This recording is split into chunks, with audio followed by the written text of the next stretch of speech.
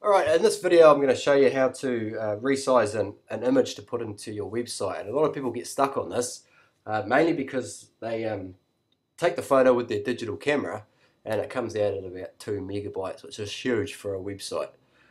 It's good for if you're going to print the photo, but not if you're going to put it on the website, because what it'll do is it'll actually slow the load time of the page, and that's the last thing you want because people will end up leaving if it's too big. It's also good too if you have trouble resizing, like emailing photos that you've taken. I know a lot of people have trouble with that. This will help you with that as well. So to resize a photo, you've obviously got the photo saved on your computer somewhere and taken off your digital camera.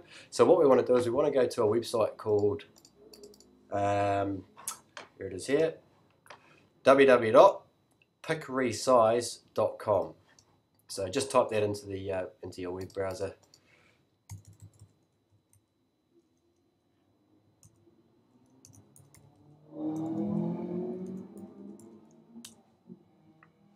And this is a free tool. You'll never get charged for it. From what I've seen, this is probably the best one that's out there, and I'll show you why in a minute. So okay, so you'll be taken to this page here.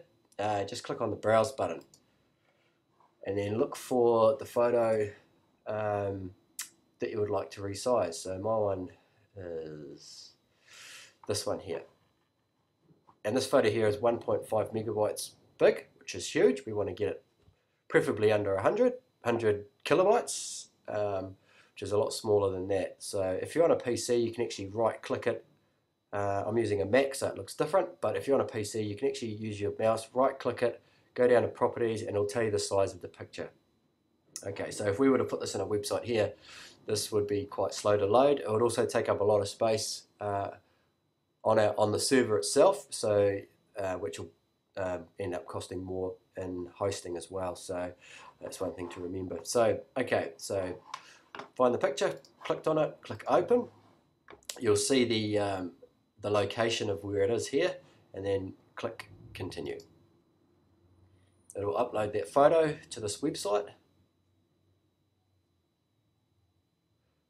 Also, one thing, it's got multi-picture up here, so you can actually use that to do several photos at once if you've got a whole bunch of them that you'd like to upload.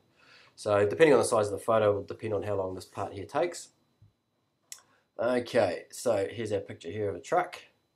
The good thing about this tool here, or this website here, is that you can actually crop the image as well. So you can basically go, okay, well, I only want to have that part of on the website, or that part, or whatever it is that you want.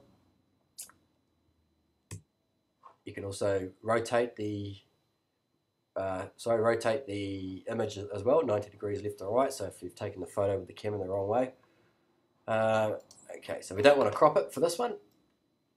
Okay, now we want to go resize your picture. Make my picture 50% smaller. So we want to change that because we don't know the actual size that it's going to be at the end of it. So what we want to do is we basically want to go, the best one to choose if you want the image to open up so people can view it, like in a gallery, is the resolution of 800. If it's just going to be a small image that's going to be inside an article, and you don't want it to be expanded into a big photo, probably best to go down to say 400 resolution, but it's something that you'll have to try, and usually each website's different depending on the content on that page. So if we just leave it, select this one here, fit to screen, 800 resolution.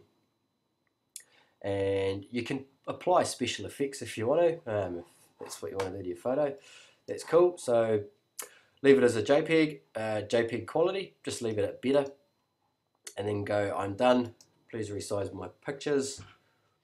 Okay, so we've got this picture here down to about 100 kilobytes, which is about right. Yeah, there's nothing wrong with that. And then all we want to do is we want to save it to disk, which is this icon here.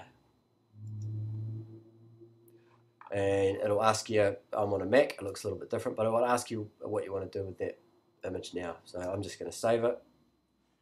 It will actually save it to my desktop, so I can then have a look for it. Let's see. Here it is here. So now you can see it's 116 kilobytes. We'll open it up. It looks pretty good. That's about the size it will be on the page there. So depending on the size of the screen, I've got a reasonably bigger screen than most people, and that's a good size. So that's how you resize an image. There's other things you can do with this tool here as well. So once it's resized and it's telling you the sizes here, you can go advanced edit.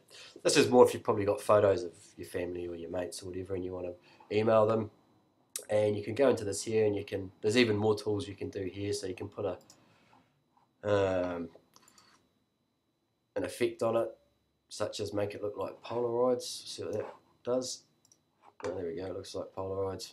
Whatever. Have a bit of a play if you want to get creative to load them into the website or just impress your friends. But that's all for this video tutorial. I'll see you in the next one.